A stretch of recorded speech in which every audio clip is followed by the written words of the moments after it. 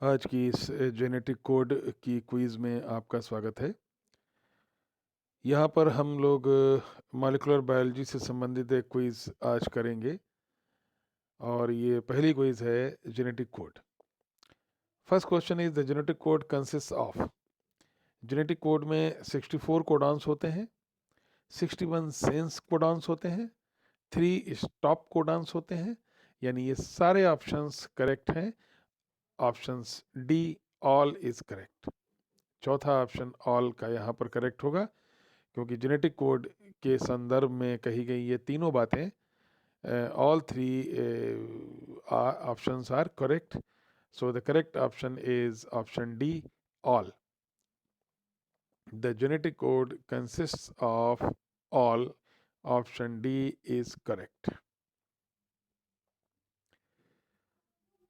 दूसरा question, the initiation codon is. Initiation codon आमतौर पर AUG होता है जो फॉर्माइल मीथ्योनिन को कोड करता है प्रोकैरियोट्स में। यूकैरियोट्स में मीथ्योनिन को कोड करता है, लेकिन कभी कभी GUG जो कि नॉर्मली वैलिन को कोड करता है, लेकिन ये भी इनिशिएटिंग कोडॉन होता है। और रेयरली UUG भी इनिशिएटिंग कोडॉन या इनिशिएशन कोडॉन होता है।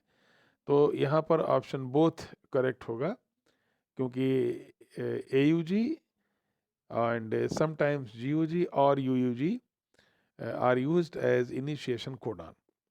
तो इसका ऑप्शन सी करेक्ट होगा। और यहाँ पर ये ध्यान रखने वाली बात है कि नॉर्मली अगर आप नीट का एग्ज़ाम दे रहे हैं तो आपको सिर्फ इतना याद रखना है कि usually AUG is initiation codon, और नीट के एग्ज़ाम दे रहे हैं तो आपको ध्यान रखना है समटाइम GUG और UUG is initiation codon. So correct answer is option C both. Stop codons आप सब जानते हैं कि UAA, UAG, UGA, तीनों जो U से शुरू होने वाले कोडॉन हैं, ये तीनों ही स्टॉप सिग्नल हैं, ये तीनों ही टर्मिनेशन कोडॉन हैं, ये तीनों ही किसी अमीनो एसिड को कोड नहीं करते। लिहाजा यहाँ भी आंसर होगा ऑप्शन डी ऑल। तो stop codons UAA, UAG, UGA, यही वो तीन नॉनसेंस कोडॉन या स्टॉप कोडॉन्स या टर्मिनेशन कोडॉन्स होते हैं जो किसी अमीनो एसिड को कोड नहीं करते। और जब इनमें से कोई कोडॉन मैसेंजर RNA पर दिखाई देता है तब प्रोटीन सिंथेसिस अपने आप रुक जाती है। तो प्रोटीन सिंथेसिस स्टॉप सिग्नल्स होते हैं ये तीनों कोडॉन।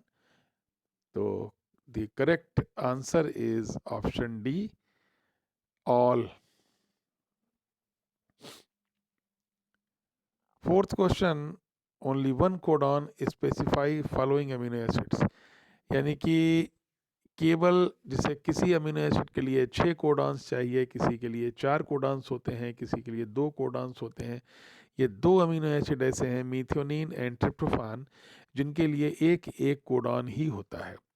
यानी कि ये इनके लिए सिर्फ एक कोडॉन होता है। AUG मीथियोनिन को कोड करता है, AUG के अलावा कोई और कोडॉन मीथियोनिन को कोड नहीं करता।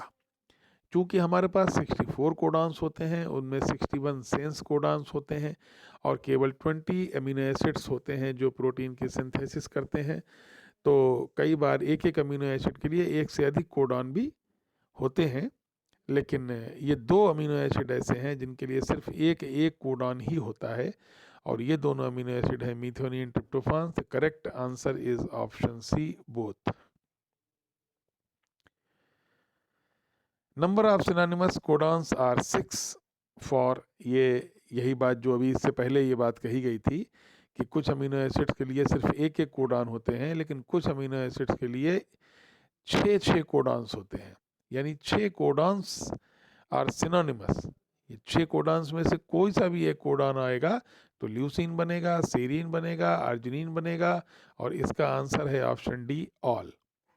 यानी 6 कोडॉन्स जो होते हैं इन तीनों अमीनो एसिड्स के लिए 6 कोडॉन्स आवश्यक होते हैं, रिक्वायर्ड होते हैं। सो the correct answer is option D all. तो जैसे मीथोनिन और ट्रिप्टोफान के लिए सिर्फ एक एक कोडॉन होता है, उसी प्रकार से leucine, serine, arginine, leucine, serine, arginine, ASL, आप याद रखेंगे इनके लिए 6 कोडान्स होते हैं। Option D is correct. Number of synonymous codons for glycine, यहाँ पर फिर वही बात आ गई कि ग्लाइसिन के लिए कितने कोडान्स होते हैं। ग्लाइसिन के लिए 4 कोडान्स होते हैं। तो आपने देखा होगा कि मिथ्योनिन और ट्रिप्टोफान के लिए एक एक codon, arginine, serine and leucine के लिए 6 कोडान। लेकिन ग्लाइसिन जो कि सिंपलेस्ट अमीनो एसिड है, जिसमें एसिमेट्रिक कार्बन एटम नहीं होता है, क्योंकि कार्बन के 2 वैलेंसी हाइड्रोजन से कंप्लीट होती हैं, तो 2 ग्रुप सिमिलर होने के कारण इनमें एसिमेट्रिक या कायरल कार्बन एटम नहीं होता। तो ये सिंपलेस्ट अमीनो एसिड है और इसीलिए ये अमीनो एसिड्स की शर्तों पे खरा भी नहीं उतरता, लेकिन ये सिंपलेस्ट अमीनो एसिड है और इसके लिए 4 कोडान्स रिक्वायर होते हैं। So the correct answer is option B, 4. The genetic code is, it is non-overlapping, absolutely correct. It is universal, one or few exceptions except the mitochondrial genetic code. This second option is also correct. It is unambiguous, it is also correct. So all options are correct. So the correct option for this question is option D, all. इसमें all option correct होगा। Genetic code की जो properties होती हैं उनमें से 3 properties यहाँ दी हुई हैं। ये नॉन ओवरलैपिंग होता है, ये यूनिवर्सल होता है, ये अनएम्बिगुअस होता है, और इसका आंसर ऑल बिल्कुल सही आंसर है। Option D is correct. So the correct answer is option D, all. It is non-overlapping, it is universal, it is unambiguous, all is correct option. Option D. 8वां question, UGA normally एक stop codon होता है जो किसी amino acid को code नहीं करता, लेकिन जो 2 अमीनो एसिड और बाद में डिस्कवर हुए हैं, जिसमें 21st अमीनो एसिड है सेलेनोसिस्टीन एंड 22nd है पायरोलाइसिन, तो ये 2 अमीनो एसिड ऐसे अमीनो एसिड होते हैं जो बाद में कोड किए गए हैं, जो बाद में जिनको डिस्कवर किया गया है। उसमें ये देखा गया है कि यूजीए नॉर्मली एक स्टॉप कोडान होता है, लेकिन it codes for amino acid selenocysteine, और इस पर काफ़ी सारा काम चल रहा है कि सेलेनोसिस्टीन जो 21st अमीनो एसिड होता है, ये एक स्टॉप कोडान यूजीए से कोड होता है। अब यहाँ पर ध्यान रखने वाली बात यह है कि यूजीए नॉर्मली एक स्टॉप कोडान है, लेकिन ये एक अमीनो एसिड सेलेनोसिस्टीन को कोड करता है। तो correct answer is option A, selenocysteine. Genetic code was cracked by, अब ये दोनों साइंटिस्ट जेनेटिक कोड को क्रैकिंग के लिए जिम्मेदार हैं, तो इसमें आंसर आएगा बोथ नीरेनबर्ग और मथाई। दोनों वैज्ञानिक ऐसे थे जिन्होंने जेनेटिक कोड के बारे में पता लगाने में काफ़ी हेल्प की और इसके बारे में पता लगाया। So the correct answer is option C, both. ये नीरेनबर्ग ने भी इस पे काफ़ी सारा काम किया जेनेटिक कोड के बारे में पता लगाने के लिए। जेनेटिक कोड पे बहुत सारी रिसर्चेज इन्होंने की। मथाई ने भी जेनेटिक कोड के बारे में बहुत सारा काम किया, और ये माना जाता है कि इन दोनों को ही एक क्रेडिट दिया जाता है कि जेनेटिक कोड के बारे में जितनी भी शुरुआती रिसर्चेस हुई, वो सारी क्रैकिंग के लिए ये दोनों साइंटिस्ट जिम्मेदार थे। So the correct answer is option C, both.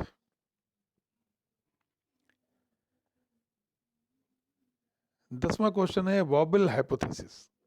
अब वॉबल हाइपोथेसिस क्रिक ने दी थी, और उन्होंने ये बताया था कि एंटी कोडॉन का फर्स्ट बेस जो कि ट्रांसफर आरएनए में होता है, और कोडॉन का थर्ड बेस, ये वॉबल पोजीशन होती है।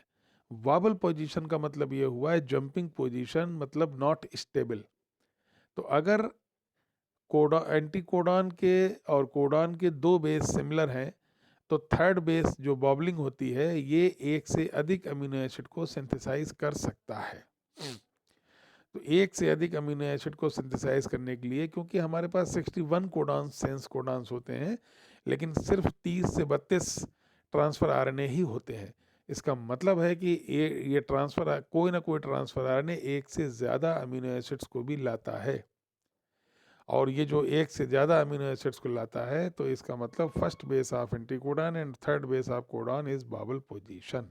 Correct answer is option B. Thank you.